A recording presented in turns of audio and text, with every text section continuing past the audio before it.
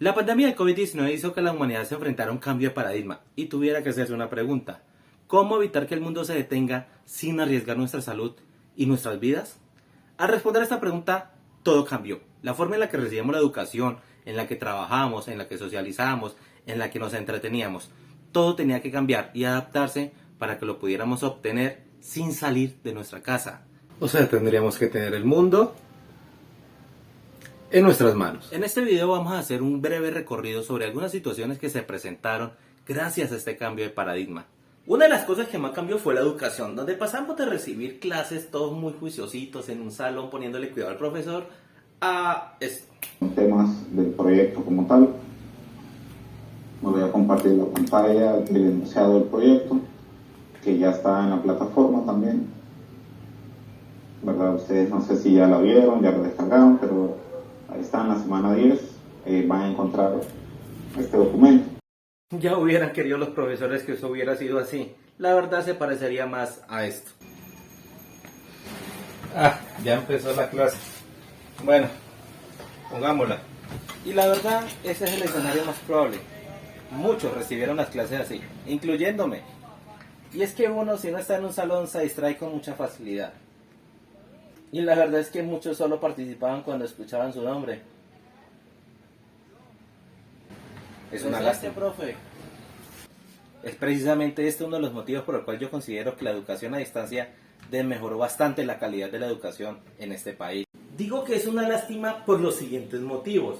Primero, porque todo ese tiempo que estuvimos encerrados debido a la cuarentena, en vez de estar aprendiendo cosas nuevas o adquiriendo nuevas habilidades, no las pasamos así, sentados viendo televisión o viendo el celular, sin aprender nada nuevo. Y sé que esto es de esas verdades incómodas que a mucha gente no le gusta admitir, pero yo sí lo admito, yo fui uno de esos.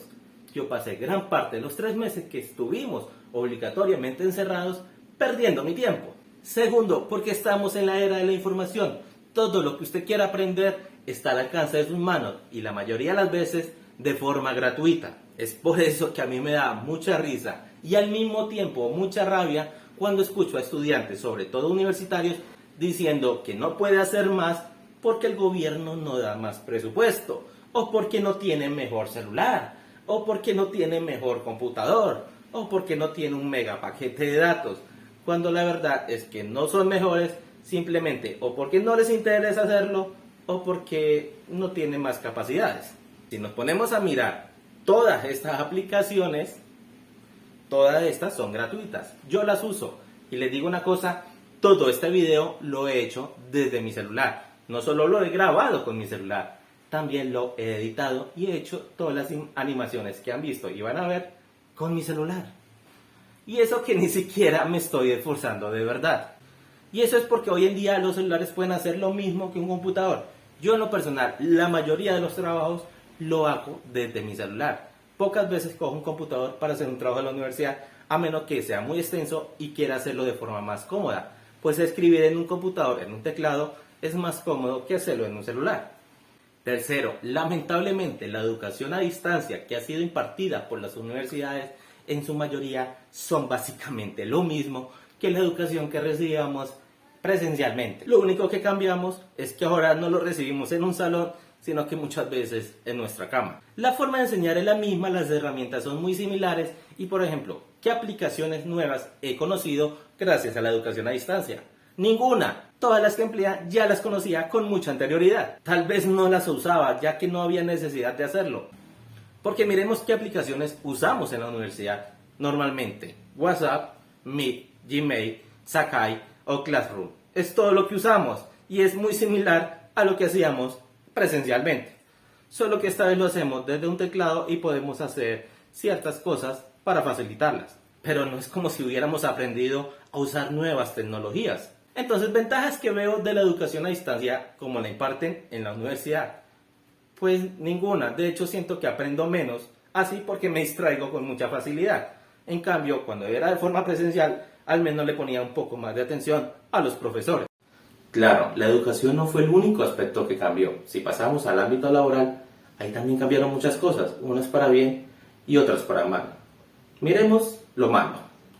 Las instituciones públicas. Muchas usaron el pretexto de los cuidados de bioseguridad para ser menos productivos y menos competentes y más corruptos. ¿Por qué lo digo? Bueno, en mi trabajo tengo que lidiar con muchos funcionarios públicos. Y les voy a decir algo que vi en estas instituciones públicas, y no solo en estas, en muchas otras también pasó.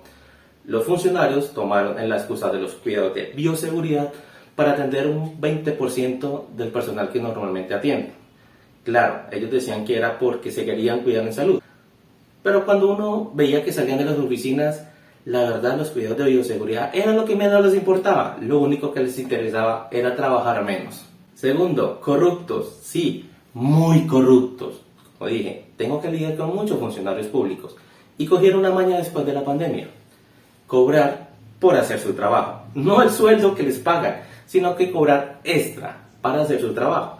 Si uno quería que le recibieran unos papelitos, pues tenía que pagarle 50.000, 70.000, 80.000, 100, 170.000 pesos en el caso de Medellín. Se tuvo que pagar a un funcionario público para que hiciera el trabajo por el cual le están pagando. Y es que este es precisamente siempre el problema con las instituciones públicas. Son tan ineficientes y tan corruptas que no sé por qué la gente sigue pidiendo más cosas públicas. Pero bueno, dejemos todo de lado. Entonces, es algo que tuve que vivir. La ineficiencia, la corrupción y la baja productividad de esta gente, claro, recibiendo su sueldo como siempre. No es como si ellos hubieran dejado de ganar en algún momento de la pandemia. Bueno, sigamos con lo malo. Muchas empresas quebraron, pero muchas, realmente fueron muchos los que quebraron, básicamente porque no podían recibir personal en sus locales. Y esto fue falta de algo que sí hicieron otras empresas, que más adelante voy a explicar. Para nadie es un secreto que la pandemia trajo muchos problemas económicos. Muchos gastamos los ahorros que teníamos para poder sobrevivir a esta pandemia, básicamente porque dependíamos que otro trabajara. Ahora, si miramos el caso de los restaurantes y de los bares, ellos necesitaban que los clientes fueran a sus locales pues para consumir. Estos desafortunadamente quebraron en su mayoría. Pero hubo algo que pasó en el sector de los restaurantes que lamentablemente no se podía replicar en el sector de los bares, y fue el uso de las tecnologías. Sí, es cierto, las personas no podían ir a un restaurante pues a comer, pero algunos restaurantes vieron la solución en donde otros nunca la vieron, y ahí fue el punto clave para que unos quebraran y otros no. La cuestión es que algunos restaurantes innovaron, usaron la tecnología para solucionar un problema que otros no fueron capaces de solucionar, y fue el uso de herramientas tecnológicas o de aplicaciones como Rappi, tudomicilios.com, entre otras. Gracias a que los dueños de estos negocios tuvieron algo de visión, algo que le faltó a muchas personas que quebraron, pudieron salir adelante, y no solo eso, incrementar un poco sus ventas, dado que tomaron el mercado que otros dejaron al tener que cerrar. Y claro, trajo algo bueno. Generó empleo. Muchas personas que no podían laborar por la pandemia encontraron en ser domiciliarios una forma de sobrevivir a la pandemia. No son los mejores sueldos ni las mejores condiciones laborales, pero pues dicen, peor es nada. Precisamente las empresas dueñas de estas aplicaciones hicieron mucho dinero. Fueron una de las más beneficiadas con la pandemia. Claro, junto con otros sectores como los de venta de insumos médicos. Porque eso fue otro. Muchas personas tomaron ventaja del miedo de las personas y utilizaron la oferta y la demanda para vender y abusar de los precios de productos como gel antibacterial y tapabocas. Es por eso que llegamos a ver cajas de tapabocas a 50.000 pesos, cuando usualmente valen menos de 10.000. Hoy en día siguen estando a un precio un poco elevado, a 10.000 pesos, pero pues ya no es comparación como era al inicio de la pandemia. En serio, esto se volvió un muy buen negocio. Tengo un cuñado que hizo mucha plata fabricando gel antibacterial. Y es que ahí está el punto. Las personas con algo de visión pueden ver una fuente de negocio donde otros solo ven calamidad. Es por eso que mientras uno fabricaba gel y lo vendía a 6 veces su precio, otros fabricaban tapabocas de múltiples diseños, múltiples formas, múltiples colores. Porque ya no solo tenían que satisfacer la demanda de usar un tapabocas, sino que tenían que resaltar. Respecto a la lectura, tengo que decir algo.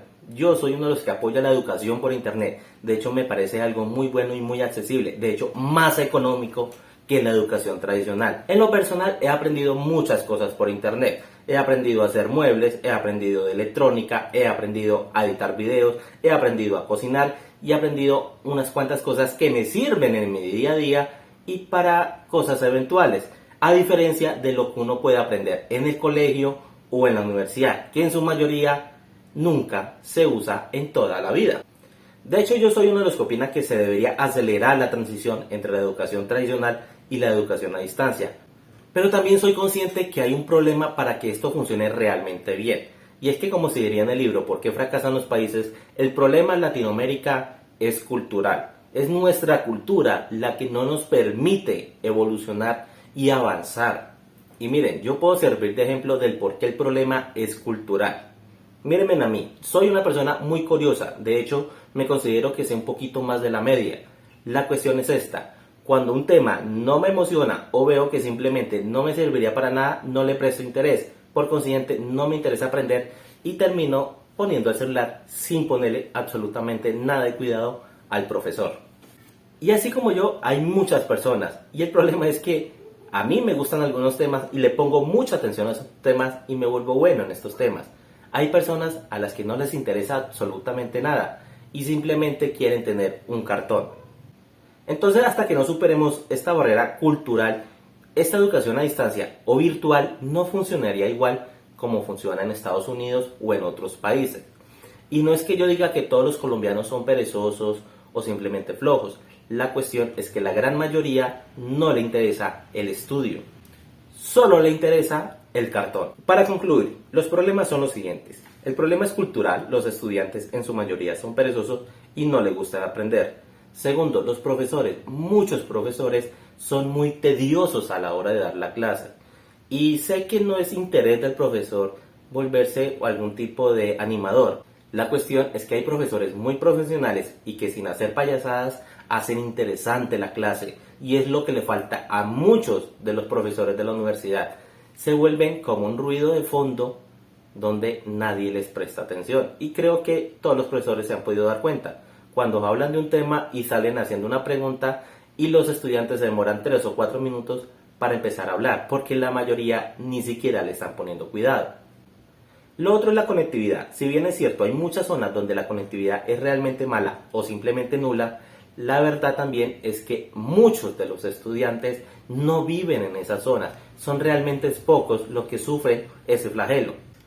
Para terminar, hagamos una reflexión corta sobre el paro nacional del 2021. Para nadie es un secreto la posición que yo tengo frente a los paros, sobre todo a este último que ha sido el más perjudicial y sin sentido que ha habido en Colombia en todos mis años de vida. ¿Por qué digo que es un sinsentido? Pues si bien habían muchos motivos para protestar y lo siguen habiendo, la verdad es que el estallido social fue por una reforma que en su mayoría nadie leyó. Y es que aquí hay otro problema: los estudiantes, que fueron la mayoría de quienes participaron en este paro o lo apoyaron y lo promovieron, nunca leyeron la reforma porque básicamente les da pereza leer y son muy facilistas, prefieren que otro lo lea y le haga un resumen. El problema con esto es que usualmente quienes hacen estos resúmenes lo hacen para apoyar un discurso político. Entonces se quedaron con información falsa, tergiversada y a medias y salieron a decir cosas que no eran. ¿Por qué? Porque no se habían leído la reforma tributaria.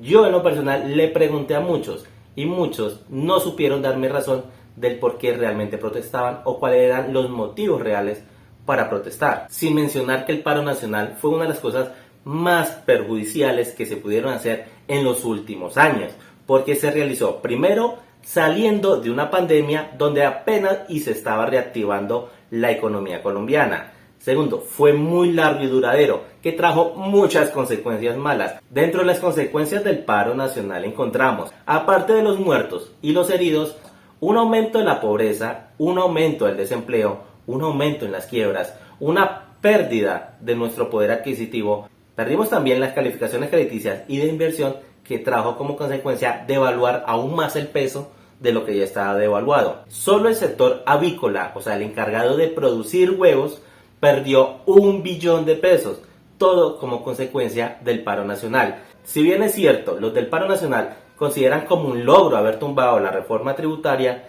la verdad es que no lo es, porque era una reforma tributaria muy necesaria.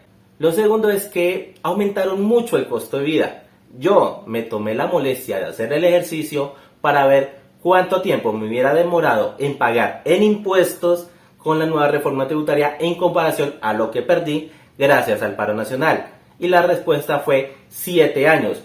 Esto quiere decir que yo me hubiera tardado 7 años para perder en impuestos de la nueva reforma tributaria lo que perdí en 2 meses por el paro nacional. Esto en sobrecostos y en pérdida de ingresos porque no se pudo trabajar en este tiempo. Yo dependo mucho de que en las vías nacionales se pueda transitar porque envío muchas encomiendas. Si no las puedo enviar, yo me perjudico. No solo yo, se perjudican las 27 personas que dependen de mi negocio.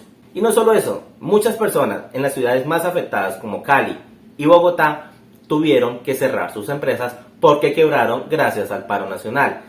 Entonces, el paro nacional no trajo nada bueno, no lograron nada porque aunque consideraron que tumbar la reforma tributaria era un logro, realmente no lo es porque primero se tiene que implementar una reforma tributaria. La nueva que se está implementando no va a servir para nada porque a duras penas va a recaudar lo que se perdió en el paro nacional. Segundo, el siguiente gobierno va a tener que implementar una reforma tributaria aún más drástica y si llega a caer determinado gobierno por ahí, se va a tener que implementar una reforma tributaria mucho más agresiva que la que tenía Carrasquilla. Miren, yo soy uno que dice que nunca en la historia de la humanidad ningún paro o revolución ha servido para nada.